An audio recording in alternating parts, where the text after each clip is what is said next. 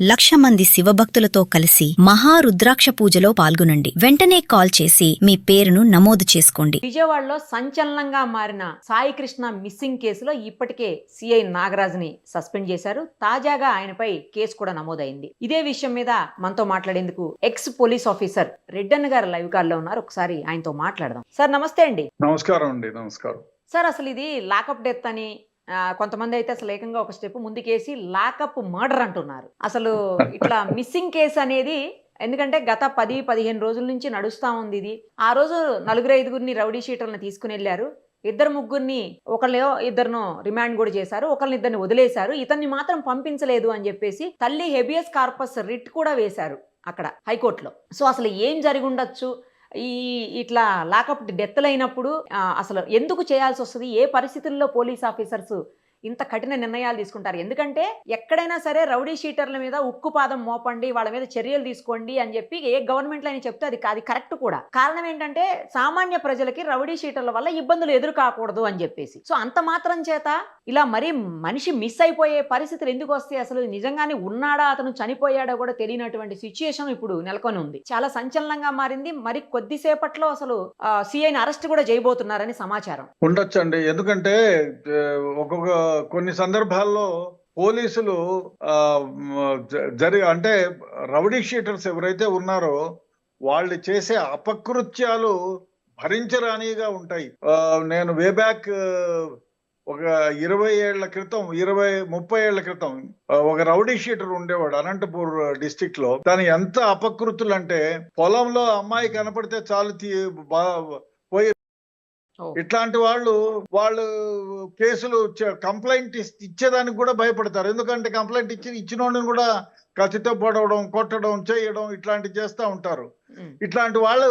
ఇట్లాంటి కేసుల గురించి వింటూ ఉంటే రక్తం మరిగిపోతుంది. అట్లాంటప్పుడు మనం చట్ట పరిధిలో చేయాలి, కానీ వాడు ఇంతమందిని చేశాడు, ఇంతమందిని పొడి చేశాడు, ఇంతమందిని మర్డర్ చేశాడు అని వాడిని మనం చంపలేం కదా. ఏం చేసినా వాడిని అరెస్ట్ చేసి చట్టానికి అప్పచెప్పాలి. కోర్టులో సాక్ష్యాలు కరెక్ట్ గా పెట్టి వాడికి ఏదో ఇప్పుడు మంచి కేసు అయితే ఉరిశిక్ష కూడా వస్తుంది.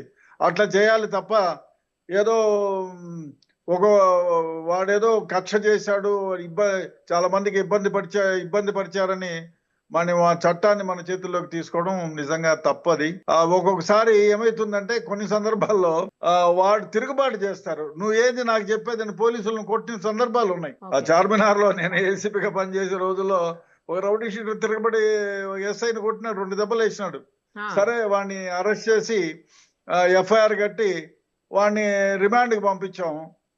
అంతవరకే కానీ మనం ఇంకా రిమాండ్కి పంపించి వాడిపైన కేసులు వేసి వాడికి బెయిల్ రానికుండా చేశాము. విధంగా చేయగలిగాము. అదే కాకుండా వాడి మీద ఇంకా ఎవరెవరైతే ఉన్నారో వాళ్ళ వల్ల ఇబ్బంది పడ్డారో వాళ్ళ మీద తీసుకొని ఎఫ్ఐఆర్లు తీసుకొని వాడిపైన ఛార్జ్ షీట్లు వేయడం జరిగింది. కొన్ని సందర్భాల్లో ఒక దెబ్బ వేస్తే తగలరాని చోట తగిలి, లేదు వానికి హార్ట్ ప్రాబ్లం ఉండో, లివర్ ప్రాబ్లం ఉండో, బాగా తాగేసి వానికి బ్లడ్ ప్రెషర్ ఎక్కువగా ఉండో కింద పడి చనిపోతారు ఒక్కోసారి. అట్లా జరిగిన సందర్భాలు ఉన్నాయి. గుంటకల్లో జరిగింది. నేను సిఐడిలో ఉన్నప్పుడు నేనే ఎంక్వైరీ చేశాను. దానిపైన ఛార్జ్ షీట్ వేసాము. ఆ తర్వాత ఎంక్వైరీ జరిగింది. ఒక్కొక్క సందర్భంలో వాడు రౌడీ షీటరు వాడిని దొంగతనం చేసి ఇంట్లో ఉండే లేడీని అత్యాచారం చేసి వాడు ఏదో చేస్తే పోలీసులు వాడిని అరెస్ట్ చేసినారు. అరెస్ట్ చేసి లాకప్ లో పెడితే లాకప్ లో డాన్సులు చేసేది, తాగేది, పోలీసుల పైన ఉమ్మేస్తూ ఉంటే ఆ కానిస్టేబుల్ ఇట్లా వెనక్కి తోసాడు అంతే. వాడు లాకప్ లో ఉన్నాడు, వీడు బయట ఉన్నాడు. వెనక్కి తోస్తే పడిపోయి చనిపోయినాడు. చనిపోతే దానిపైన పోలీసులు కంప్లైంట్ ఇచ్చారు, వానిపైన రిజిస్టర్ చేశారు, ఎంక్వైరీ జరిగింది. అవన్నీ జరిగిన తర్వాత ఏది నిజమో ఏది నిజాయితీగా ఉందో ఆ విధంగా ఛార్జ్ షీట్ వేయడం జరిగింది. కొన్ని సందర్భాల్లో ఆ విధంగా జరుగుతుంది. వాడికి ఎక్కువ బీపీ ఉండో, ఆరోగ్యం బాగలేకుండా పోయో, ఈ రౌడీ షీటర్లంతా చాలా వరకు ఆరోగ్యాన్ని గురించి పట్టించుకోరు. ఎక్కువ తాగేయడం, బీపీలు, షుగర్లు వాళ్ళు ఇష్టం వచ్చినట్టు ఉంటాయి. ఆ సందర్భంలో పోలీసులు ఎప్పుడైనా పొరపాటున ఒక దెబ్బేస్తే చచ్చిపోయిన సందర్భాలు కూడా ఉన్నాయి. తర్వాత వాళ్ళపైన కేసులు కట్టారు, ఎంక్వైరీ ఫేస్ చేసినారు, అది వేరే విషయం. కానీ ఏది ఏమైనా పోలీసులు ఇటువంటి కేసుల్లో దుందుడుగ్గా ప్రవర్తించకుండా చట్ట ప్రకారం ఎఫ్ఐఆర్ కట్టాలి.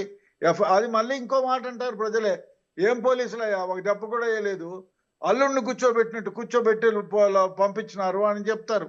చాలా సందర్భాల్లో నేను బేగంపేటలో ఉన్నప్పుడు అదే అన్నారు, ఏందయ్యా వాడు పోలీసులు పట్టకపోయినారు, చేదో రాసుకొని పోలీసు లాగా ఆడికి కోర్టుకు పంపించినారు, వాడు ఏమన్నా వాళ్ళ అల్లుడా, తినేసి ఉంటారులే పోలీసులు అంటారు. సో కొట్టకపోతేనేమో అబ్బో పోలీసులు కొట్టారు చంపేశారని ఇట్లా అపవాదులు. పొరపాటున అపవాదు కాదు, నిజమే. కొన్ని సందర్భాల్లో అరే కొట్టకుండా ఎందుకులే మనకు వచ్చిన గోల, వాడికి ఏదైనా వ్యాధులు ఉండి చచ్చిపోతే మన్నెత్తి మీదకు చుట్టుకుంటుందని రికార్డెడ్ గా రాసి పంపిస్తే పోలీసులు ఏదో డబ్బులు తీసుకొని ఉంటారు, రౌడీ షీట్ను కూడా కొట్టరా అని ఈ విధంగా మాట్లాడతారు. కాబట్టి ఏది ఏమైనా ప్రజలు ఏ విధంగా మాట్లాడుకున్నా పోలీసుల విద్యుక్త ధర్మం ఏమిటంటే వాడిపైన కేసులు పెట్టాలి, వాడిని అరెస్ట్ చేయాలి, జైలుకి పంపించాలి, మంచి సాక్ష్యాధారాలను కలెక్ట్ చేసి సాక్ష్యాధారాల ద్వారా వాడికి జైలు శిక్ష రావడానికి ప్రయత్నం చేయాలి. నిజానికి ఆ రోజు ఇతను తీసుకెళ్లినప్పుడు లోపలికి వెళ్లే విజువల్స్ ఉన్నాయంట, కానీ సీసీ కెమెరాస్ లో బయటికి తీసుకొచ్చేటప్పుడు, బయటికి వెళ్ళేటప్పుడు లేకపోతే లోపల కానీ సీసీ కెమెరాలు పనిచేయట్లేదు. సడన్ గా సీసీ కెమెరాలు పనిచేయకుండా పోయాయి అంటారా సార్?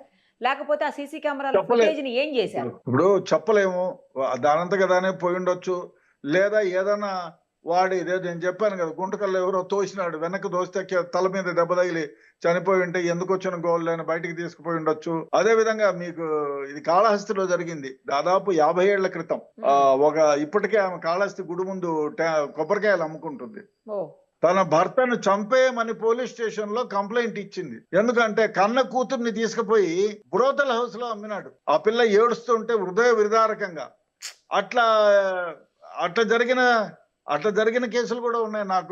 నా భర్తను చంపేయండి అని చెప్పిన కేసులు ఉన్నాయి. ఆ విధంగా కాళహస్తిలో జరిగింది 1974లో. చివరికి వాడు ఎక్కువగా తాగేసి లారీకి అడ్డంగా పోతే లారీ వాడు బ్రేక్ వేస్తే పడకుండా చనిపోయినాడు.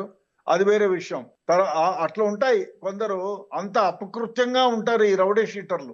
కన్న బిడ్డల్ని తల్లిదండ్రుల్ని హింసించిన వాళ్ళు ఉన్నారు, పెళ్ళాన్ని హింసించిన వాళ్ళు ఉన్నారు, ఇట్లాంటి అపకృతులు చేస్తూ ఉంటారు. ఏది ఏమైనా ఈ పోలీస్ స్టేషన్ లో అంటే యదృచ్ఛికంగా పనిచేయకుండా పోయి ఉండొచ్చు, లేదా ఏదైనా జరగకూడదు వీడేమన్నా తోయడమో కొట్టడమో ఏదో జరిగి ఉంటే చనిపోయి ఉంటే వాడిని బయటికి తీసుకెళ్లే హాస్పిటల్కో పాడో తీసుకెళ్లిన సందర్భంలో ఎందుకు వచ్చిన గోల్ని ఆపేసిన సందర్భాలు ఉంటాయి. అదే సార్, ఇప్పుడు మీరు అన్నట్లు నిజంగానే రౌడీ షీటర్లు చాలా దారుణమైనటువంటి అకృత్యాలు ఉన్నప్పటికీ కూడా అది ఏది చేసినా కోర్టు చెయ్యాలి, కోర్టు వెయ్యాలి శిక్షని. వీళ్ళు చట్టాన్ని చేతుల్లోకి తీసుకునేటువంటి రైట్ ఏ రకంగా కూడా పోలీసులకి లేదు కదా. అలాంటప్పుడు ఎందుకు అంత ఓవర్గా రియాక్ట్ అయిపోయి కొట్టి వాళ్ళు చనిపోయే అంత పరిస్థితి ఎందుకు తీసుకురావాలి? అసలు కొట్టే రైటే లేదు పోలీసులకు. ఫస్ట్ ఆఫ్ ఆల్ తప్పే. ఇప్పుడు పోలీసులకి కొట్టే రైట్ ఒక్క దగ్గర ఉంటుంది. ఇప్పుడు చార్మినార్ బాంబ్ బ్లాస్ట్ అయింది, 2000 నుంచి 5000 మంది గుమిగూడి పెట్రోల్ పంపుకి నిప్పు పెడుతున్నారు. అప్పుడు లాఠీ చార్జ్ చేయటం వేరు. చెప్తున్నాను మీకు చెప్తున్నారు, పోలీసులకి రైట్ అంటే ఎప్పుడు వస్తుంది రైట్ అనేది చెప్తున్నా. చెప్పండి. అప్పుడు వాళ్ళని అంటే 1000 మంది చనిపోతారు. పెట్రోల్ పంపులో దాదాపు 1,00,000 లీటర్ల పెట్రోల్ ఉంది, దానికి తగలబెడుతున్నారు. తగలబెడితే ఎవరు చచ్చిపోతారు? ఆ చుట్టుపక్కల ఉండే జనాలే చచ్చిపోతారు. సో వాళ్ళ ప్రాణాలను కాపాడడం కోసం లాఠీచార్జ్ చేస్తారు. ఎస్. అదే విధంగా ఓ మహిళ ఉంది, ఆ మహిళని ఉంటాడు, చెప్తే వినడు, వాడి దగ్గర కత్తి ఉంటుంది. పోలీసులు ఏం చేస్తారు?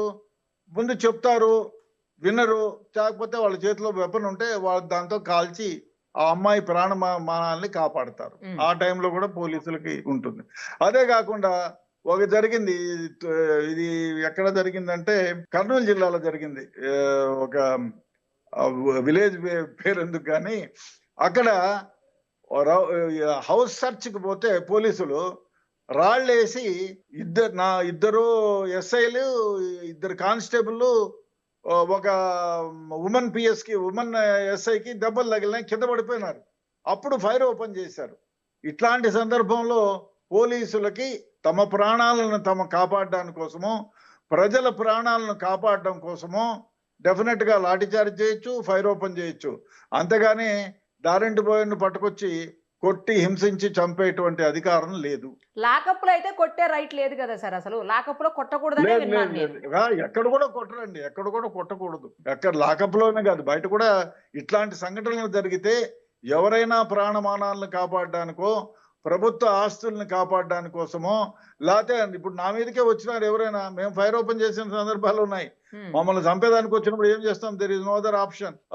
అది అట్లెందుకు పోర్ట్లమర్రిలో 1978 లో పోర్ట్లమర్రిలో 2 గ్రూపుల మధ్య వందల కొద్ది బాంబులు వేసుకుంటుంటే మధ్యలో మేము 6 మందే ఉన్నాం లింగులు ఇట్టుకుమని, మా మీద బాంబులు పడుతున్నాయి. అట్లాంటి సందర్భంలో ఫైర్ ఓపెన్ చేసాం, ఇటువైపు అటువైపు ఫైర్ ఓపెన్ చేసి వాళ్ళని బాంబు లేకుండా నిర్వహించాం. పోట్లమర్రి అని ఇది అనంతపూర్ జిల్లాలోనే ఉంది.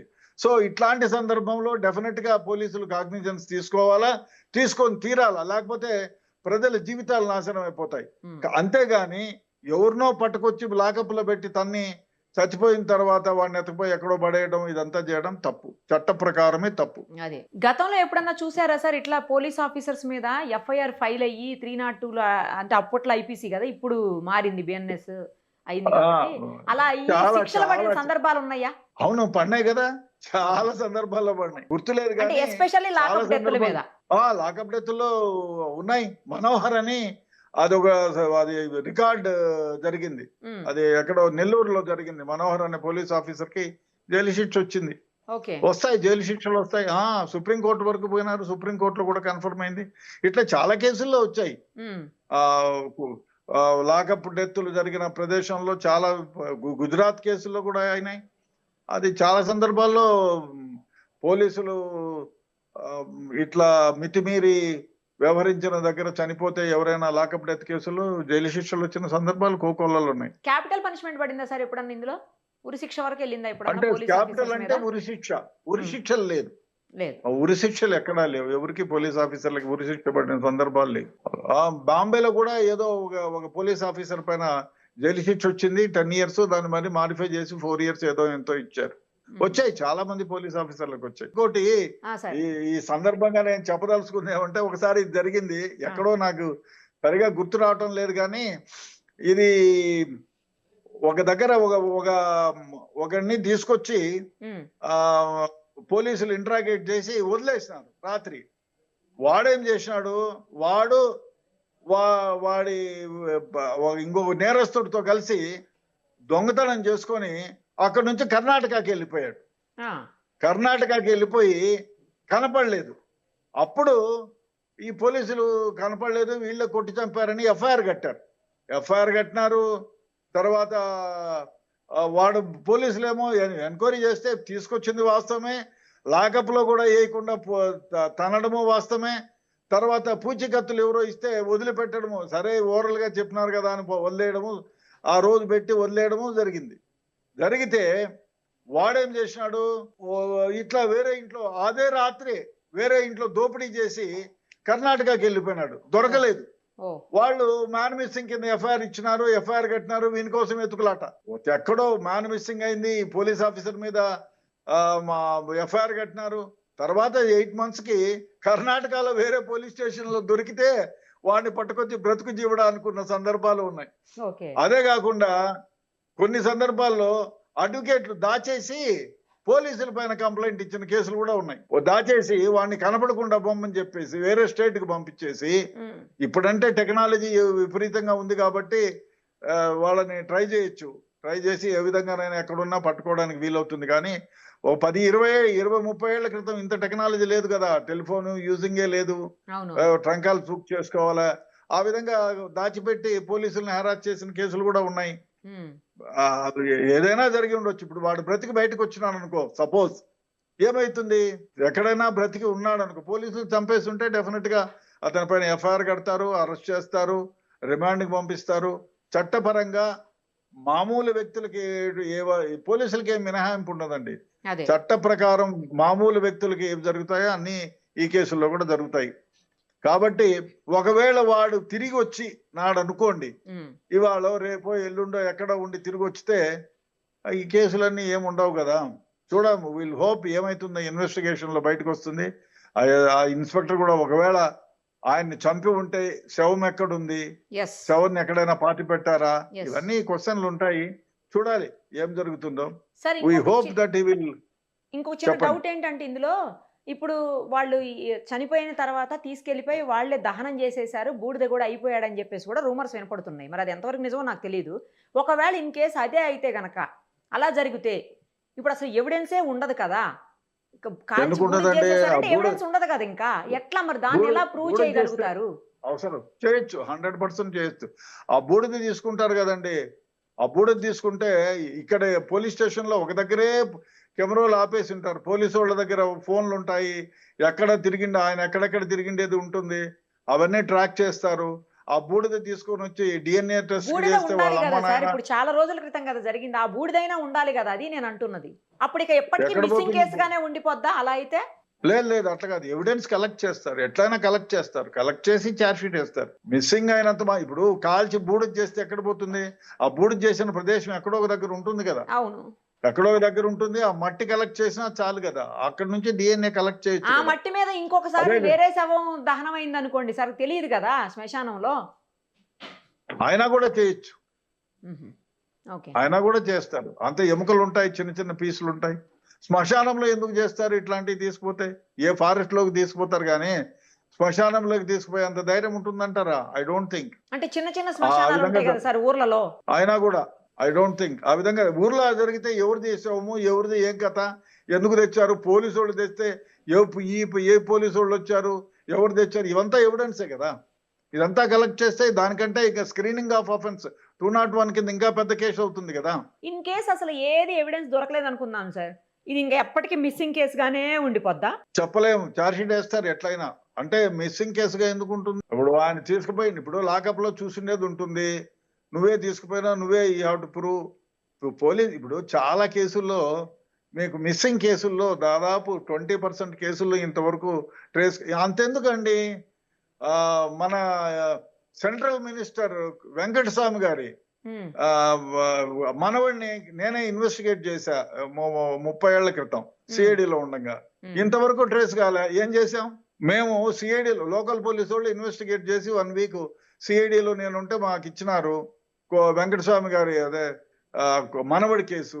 తర్వాత మా చేత కూడా కాని పరిస్థితుల్లో సిబిఐకి ఇచ్చారు. సిబిఐ వాళ్ళు ఇన్వెస్టిగేట్ చేశారు, ఇదిగో అక్కడ ఉన్నారు ఇక్కడ ఉన్నారు అన్నారు. ఇప్పుడు 30 ఏళ్ళు అయిపోయింది, ఇంతవరకు ఎక్కడా దొరకలే. మర్డర్ కేసు అనే కిడ్నాపింగ్ మర్డర్ కేసే పెట్టినాము. బేగంపేటలో ఒక మారుతి వ్యాన్ లో పోయి ఆ అబ్బాయిని కిడ్నాప్ చేసినారు. అంతవరకు ఎవిడెన్స్ ఉంది, ఎవరు చేసిండేది తెలియదు. ఓ, ఏం చేసాం? ఇంతవరకు అట్లే ఉంది, ఛార్జ్ షీట్ వేయలేదు కదా. మరి అదే అంటున్నా, అలాంటిదే ఇక్కడ కూడా జరుగుతుండొచ్చా? అట్లా అవ్వచ్చా ఇక్కడ కూడా? చెప్పలేమా? I don't think. అప్పుడు టెక్నాలజీ లేని రోజులు, Okay. ఇప్పుడు టెక్నాలజీ ఉన్న రోజులు డెఫినెట్ గా ఆ విధంగా జరగడానికి వీల్లేదు, జరగదు కూడా. Thank you sir, thank you so Okay, much. ఓకేనండి.